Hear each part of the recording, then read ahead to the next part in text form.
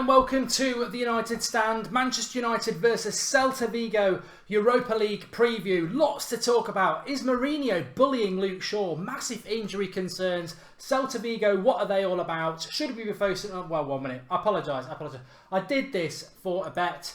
I mean, what self-respecting bloke wears a cap backwards unless they're about 5 years old? It's not the early 90s. He's 17, have been finished for a long time. And I'm sorry, I wasn't going to do it for a bet. I can't do that. I can make myself look a knob without wearing a cap backwards. But it is Manchester United versus Celta Vigo. This is our biggest game of the season. I think it's probably the biggest game of the season, full stop, unless we get to the Europa League, because it's the hardest. Celta Vigo away. This is our biggest game because if we blow this, the second leg at Old Trafford may be not that important. And also, if we get to the final, it's a 50-50. It's on a neutral ground. Old Trafford. This is the hardest of the three on paper because it's an away tie in a partisan crowd against Celta Vigo, which I want to tell you a lot about because not a lot of people will know about Celta Vigo. But first of all, let's talk about these massive injury concerns that Jose Mourinho has. Eric Bailly, big question mark over him. Phil Jones is back in training. That big crash you just heard behind me is him. He's back in training. For the moment, it's a minute by minute basis with Phil Jones as to whether he's injured or not. But he is back in training. He's a body. I wish he'd come back a little bit sooner, but he is back in training.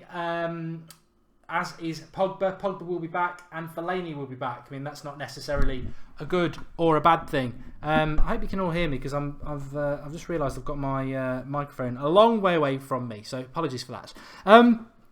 Yes, so yeah, lots to talk about, but let's talk about the team and how we should line up first of all, because I really do think that, look, I may as well get straight into this when we talk about injuries.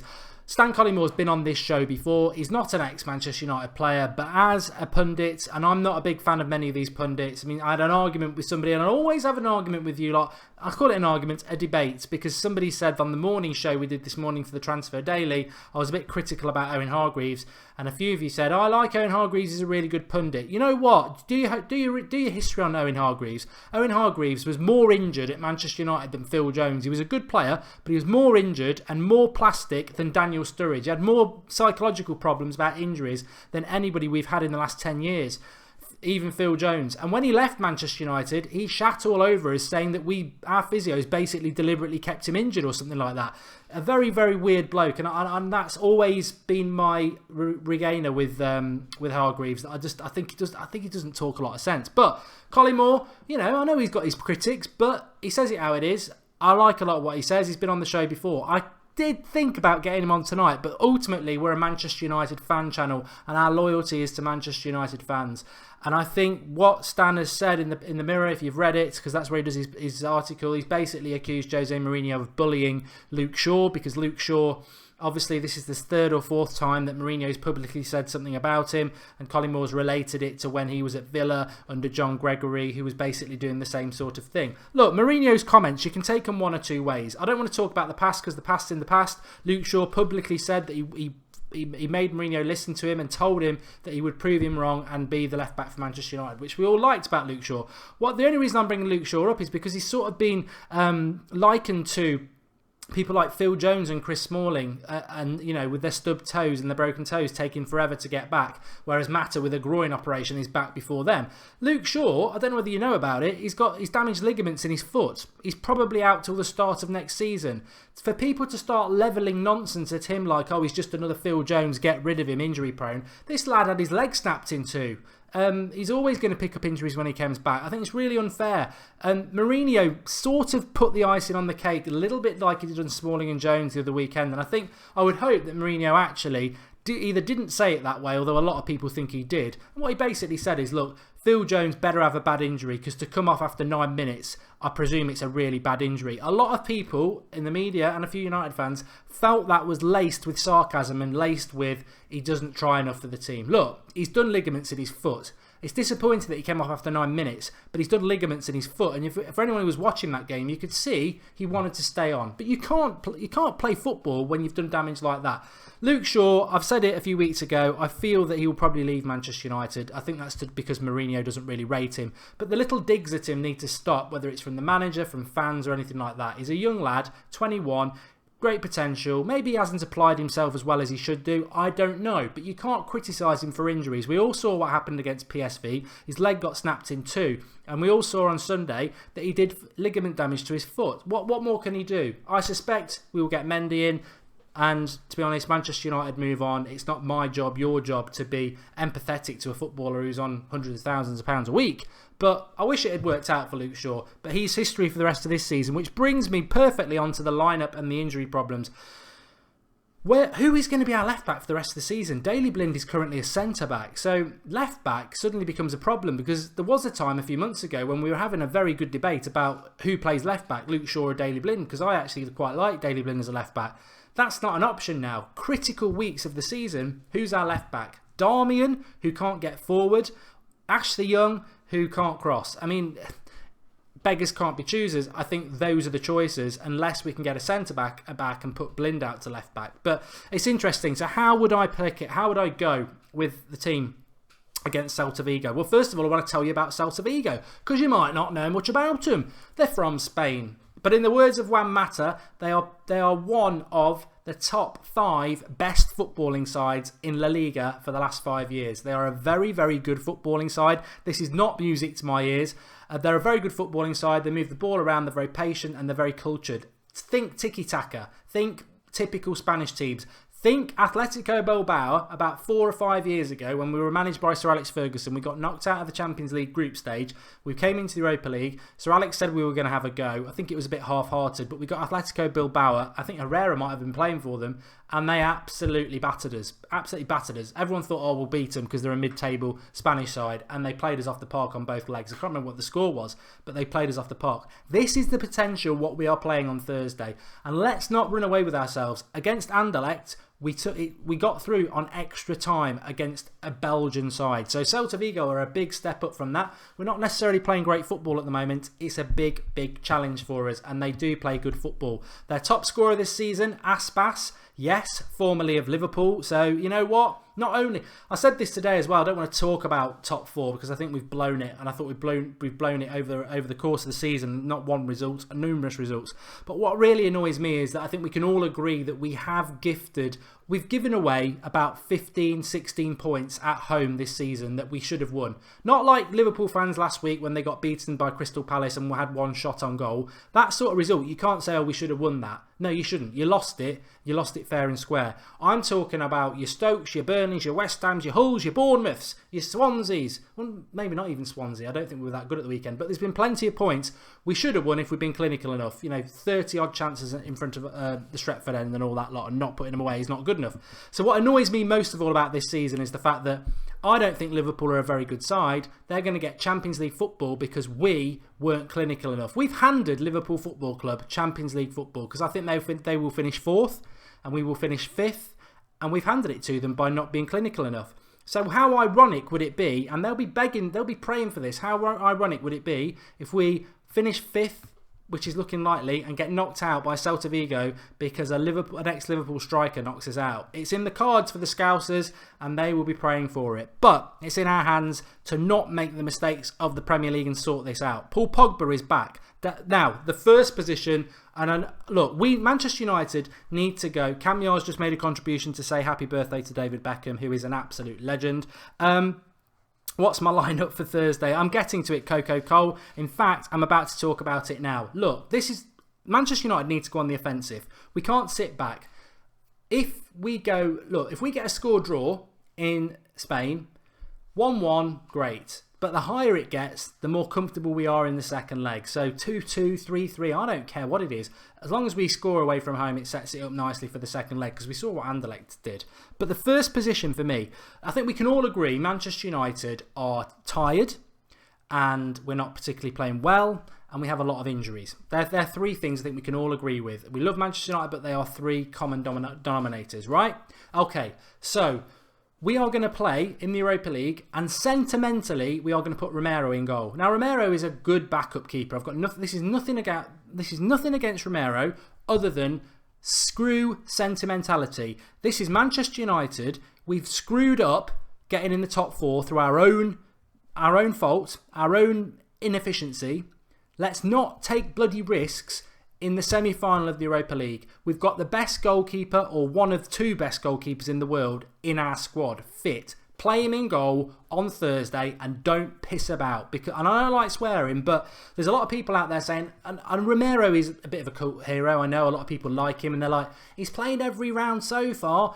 He deserves to play in the semi-final. Yeah, we could do that. We could do that and it could work out really well. But on Friday morning, if we've lost 2 or 3-0 and he's made 2 mistakes, are you all going to be sat there going, I stand by it, he deserved to play, sentimentality, blah, blah, blah, when we could have had the best goalkeeper in the world in goal? Now is not the time for sentimentality. Now is not the time for risks. I don't really care about your dissenting voices or how much you like Romero. There is one fact. Romero is not half the goalkeeper David De Gea is. We've got David De Gea. Screw sentimentality. Put De Gea in goal. We haven't got the team. We're not playing well enough. And we have got too many injuries to be risking our reserve goalkeeper in a tie, which is so, so important. So De Gea for me in goal, even though I know he will play Romero. Valencia obviously at right back. Centre backs is very difficult because we don't know if Bay is fit. If Bay is fit, he has to play, and I would play him with Blind regardless of whether Jones or Smalling are fit. Left back, I would play Ashley Young. Now that might be controversial because you might be thinking Darmian, but Celta Vigo, I forget the name, Babongodon or something like that, is very quick. They move the ball very quick. I think Ashley Young's pace is very, very important, so I would play Ashley Young at left back. The midfield three, for me, it would be Carrick, Herrera and Pogba. It will be Herrera, Pogba and Fellaini. And I don't agree with that. Again, I think Byron Fellaini has probably cost us top four. We could have done with Fellaini against Swansea, and his stupidity has banned him from the league. And then to put the cherry on the cake, because he can't play in the league, he's guaranteed he will start both legs in the Europa League because he's going to be fresh, which is a risk. I wouldn't play Fellaini. No way. I wouldn't play him. I would play Carrick. I would even play Rooney over Fellaini. That's how bad it is. But he will play Herrera, Pogba and Fellaini. And then it gets interesting. Marcus Rashford will obviously play up front. I think Mkhitaryan, regardless of form, has to play, because why should Jesse Lingard keep getting picked week in, week out, when I can't really remember the last performance he had that was any good? Chelsea at home, when he played up front with Rashford in a one-off weird game where we played a very, very good tactical setup with a man marker. It was a one-off game. We're never going to play that again. Jesse Lingard out on the right has been very, very average for a very, very long time. It's got to be Mkhitaryan on the right. And on the left,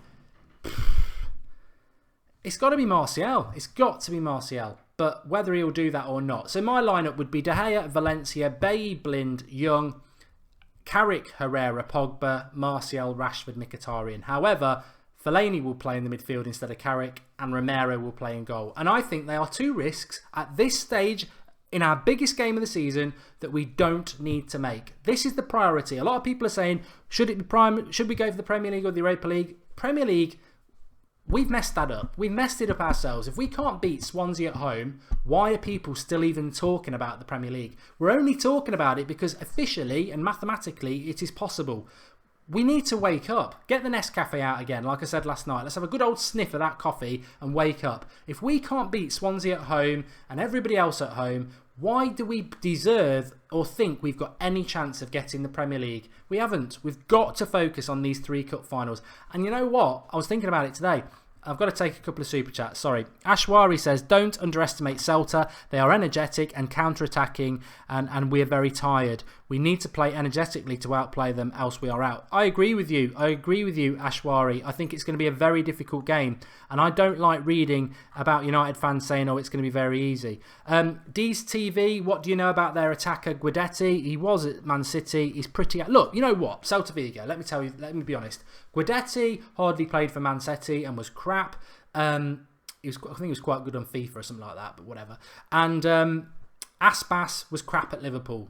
But as a team, they moved the ball really, really well.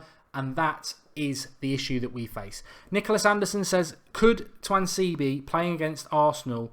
could see Twansibi playing against Arsenal. I remember in 2014 when Mourinho beat Liverpool 2-0. He played a kid called Callas at centre-back and he rested first-team players for the Champions League. Thoughts, Nicholas Anderson? Yeah, I would agree with that. I think it's a good idea to rest it. But we're talking about tonight. We're talking about the Europa League at the moment. I'm nervous. I am really nervous. I don't know how you lot feel. I was thinking about it today. And I think I've been looking forward to it, and I am looking forward to it. But I think because, I mean, I've always felt top four's gone. I just wanted to be proved wrong. After the Everton draw, I just felt it was gone. And I think most people feel it's gone now, barring a miracle. And miracles can happen, but I think because that's gone now. I sort of had a glimpse this afternoon and thought, what if in a week on Thursday we're knocked out of the Europa League? Our season's basically gone. We're hoping for a miracle to get top four. By that time we might have lost to Arsenal as well. A week on Thursday, our season could be over with still a few games to play, and we've got no Champions League football. And it made me feel a bit sick inside, because I thought, if we haven't got Champions League football this summer, we are going to get absolutely ridiculed. And I think it puts people like me and a lot of you in a very, very difficult situation, because I will not be Mourinho out. I've been adamant about that. I won't be Mourinho out. Not at all. Very big news. Ferris Odi says that Fosu Mensah says he's back fit on Snapchat, which, if that is true and it's not a blag, would be a real smile on my face, because I think that lad's important. It's a shame for him, because I think he might just have missed out on a big opportunity at the weekend. I'd love to have seen him starting against Swansea, but who knows? Who knows? He might get an opportunity to play.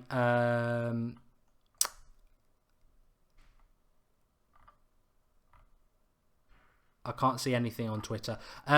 He might get an opportunity to play against Arsenal, like Nicholas was just saying there. Right.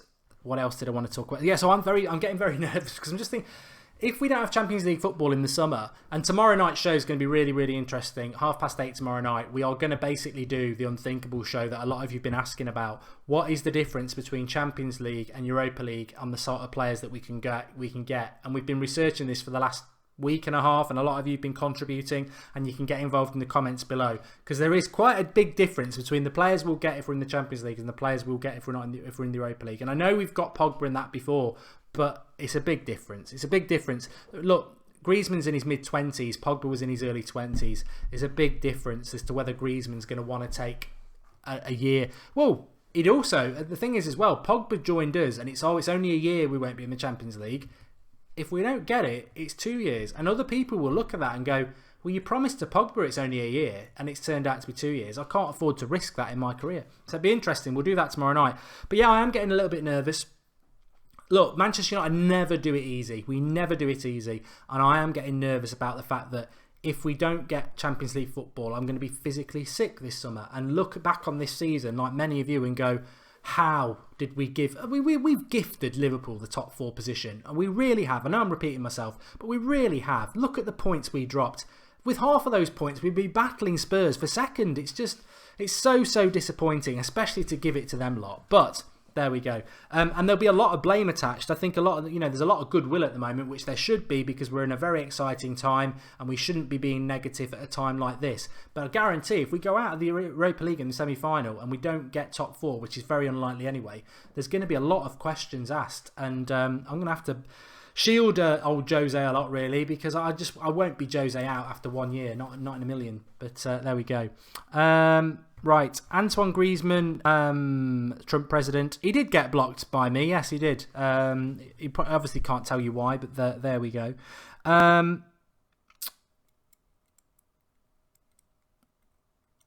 have a look at some of your comments. I've no hope for our youth. Would love Mensah to play, as I think he could be world class one day, but I don't see Jose using him, says Richard Stainer. It's a good point, actually. For anybody who's joined our Patreon page, the United Stand on Patreon, I don't think the link's in this video, but it's on the one from yesterday. Because obviously people are joining that members club, we want to give them some extra stuff, so I am uploading exclusive content for them, and I was speaking about goalkeepers replacements for De Gea today. Without giving too much away, because it's a 5-minute video, I did say, look, I'd like us to get Donnarumma. I really would. 18 years of age. I think he'll be better than De Gea, and he's only got a year left on his contract. He's got the same agent as Pogba, so it's easy to do the deal. We won't do that deal because Mourinho won't want to sign a young goalkeeper and be patient with him and turn him into the best goalkeeper in the world. He will want ready-made. That's the way Mourinho's defined his whole career. He wants ready-made. He doesn't want to put the risk or work in, no matter how talented the youth player is, he won't throw them in. And people will come back and say, well, look at Marcus Rashford. I'm very against Van Gaal. I thought he was an atrocious manager for Manchester United. But the two things he did do, he was the one who made Rashford. He was the one, by total chance, he was going to play Will Keane ahead of him until Will Keane got injured. But Rashford's development as a youth player was pretty much February last year and through the summer, and then a little bits this year, but basically he was developed last year. And Fosu Mensah was man of the match away to Spurs last year. So, and he's had how many minutes? 20 minutes in the Premier League. It's poor. But that's not going to be the reason. That's not going to be the reason we don't get top four. My score prediction for Celta Vigo versus Manchester United, I'm going to go 2-2. And I think 2-2 would be a very good result for us. I think anybody who's going for Manchester United win is a very brave person. I think it will be 2-2. Which reminds me, second paragraph, link description. We've got our offer with Bet365. Go into the draw to win a Sir Bobby Charlton shirt, which we are doing next week, I believe. I think there's only about 50 people who've entered it so far. So there's a very good chance of winning this collector's item. All you need to do is go to the link in the second paragraph of the video description, and it will take you to this page. You sign yourselves up on there, fill your details, sign up, and then you've been entered into the draw as per the video description. And I'm going to give you my tips for the game. So if we go to soccer and we go to what do we want? I can hardly see. UEFA competitions, UEFA Europa League, Celta Vigo versus Manchester United. And what do we got?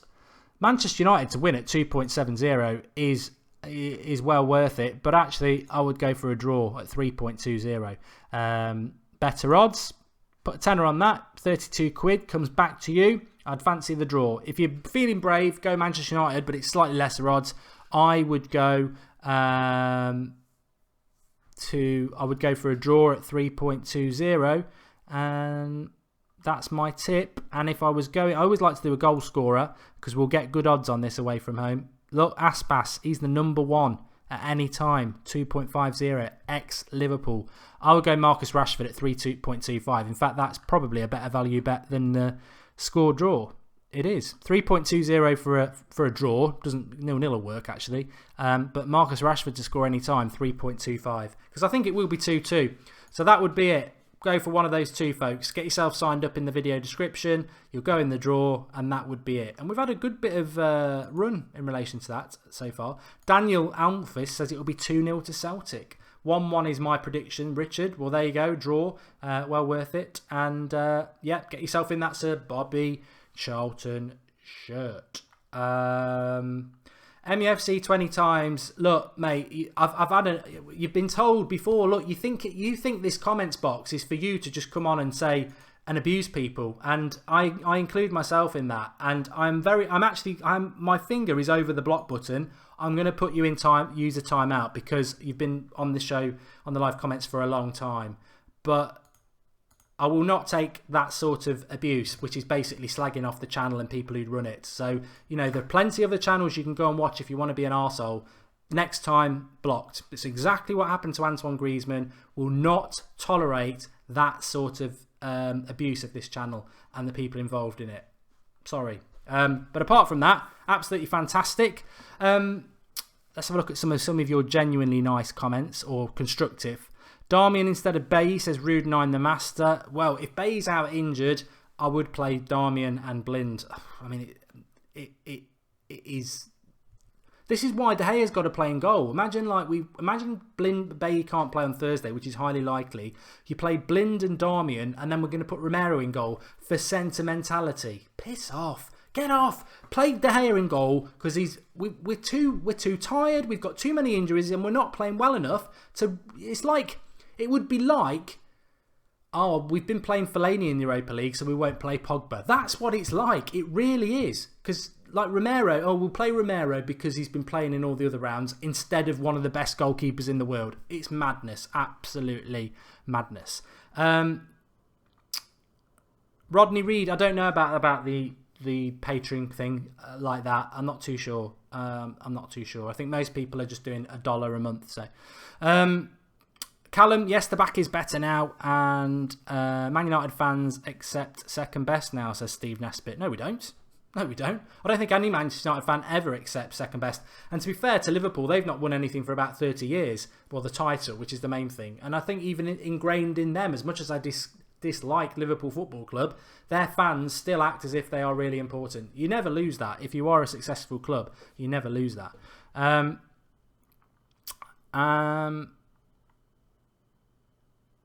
Xhaka, I think we should have bought players in January, yes. And if we weren't going to sign players, we should not have let their two go, because Manchester United don't need the money. As much as people say Schneiderlin and Memphis were a flop and we got good money for them, we don't need the money. We actually need players. Callum, I have checked Aspas's La Liga record this season. It's very, very good, isn't it? He's a big threat and he's quite quick and he's quite skillful. So it's a problem. It's a problem for us. But the problem is, the problem I have with Manchester United on Thursday is I think he will go sentimental with Romero, which is ridiculous. There's no room for sentimentality in football. And he will also play Fellaini because he hasn't played for a week, which I think is stupid. I think it's stupid. I haven't played football for a year. Is he going to play me in the midfield? A half-fit Carrick is better than a fully fit Fellaini. Especially, again, I forgot to say this, especially against the team that plays quick moving football. We all know that Fellaini's only good if you're going to hit the long ball. Against people who move the ball around quick, he's an accident waiting to happen. And I think it's a really, really, really big risk that we do not need to make. We don't need to make these mistakes in such a big game. Put the best team we can out in this game, because if we get it wrong, our season could be over. But I think we'll get a score draw. We need to respond. And God, I hope we do respond. Thanks everybody for watching. I just want to say thanks to everybody who watched the video this morning that went up. It's like a transfer talk show that we're going to do every morning. The plan is at 7 a.m. it will go up every morning, 5-minute blast of all the transfer news for you, so that you can have it on your way to work, school, college, when you get up and everything like that. The views haven't been amazing, but they've been okay. There's been a lot of likes on it. I really want your feedback on the video and whether you want us to carry on doing them. The plan was to do it all the way through May to the end of August, because that's where the transfer news really kicks in. So thanks for supporting it if you want us to do it. It's a big commitment to do it every day. It'll probably be Monday to Friday if we do it. But let us know your thoughts on that. And also, it is a preview show. There's over 1,000 of you watching. As I've said before, preview shows, for some reason, we've got to do them. Please drop a like on them. They never get many likes. But really enjoyed the show tonight. I hope you've enjoyed the fact that I've attacked it offensively, because I think that's really important. I've had the tweet from somebody to say put the cap back on. You know what I'm saying? Yeah, I've attacked it offensively because I think Manchester United now, we are basically on thin ice this season. We've got no room for error. And we know there can be no messing about. Look, I back the manager, but if we were to get knocked out because we played Fellaini and Romero in goal and they make mistakes on Thursday, well, the warning sign's there. We don't need to do it. This sentimentality must stop. It's like the Zlatan thing. The leak is that Mourinho, sentimentality, felt sorry for Zlatan and wanted to pay him for another year. And Zlatan has turned it down and said, no, I'll probably go to the MLS in February. You're not paying me for nothing. But Mourinho wanted to do that. I mean, he's happy to chuck people like Luke Shaw and Martial under the bridge, under the bus every week. But Zlatan, oh, you can have another year of 300 grand a week. I mean, when you're injured. I mean, you know what? In Lollipop Lane with toffee houses and candy cars, it's very moralistic and it is very sentimental and it's really nice. But there's a real world. There's a real world out there, and Zlatan's not going to be playing between at least August and February. And 300 grand a week, 1.2 million pounds a month is wasted when we could go and get a Belotti, an Aubameyang or someone like that. And to be honest, I ain't going to apologise. Manchester United come before anything. Anything, any player, any manager, and there's no room for sentimentality. And when I'm trying to make a serious point and look like a twat with a hat, I probably lost it. But yeah, wearing caps, fucking hell. Wearing caps back to front anyway is just twattish. But there you go. It's going off again. I feel a knobhead. Thanks everybody. Thanks for watching. I'll speak to you all tomorrow at 8:30. It's going to be a really good show. In fact, I won't speak to you tomorrow. 7 o'clock in the morning we've got a show for you, haven't we? Yeah, join us for that. But tomorrow night's show is going to be very interesting. Europa League, Champions League. what players you get in the Europa League, what players we'll get if we're in the Champions League. Going to be really interesting. Thanks for watching. And I shall see you all later. You know what I'm saying, blood? Thank you very much.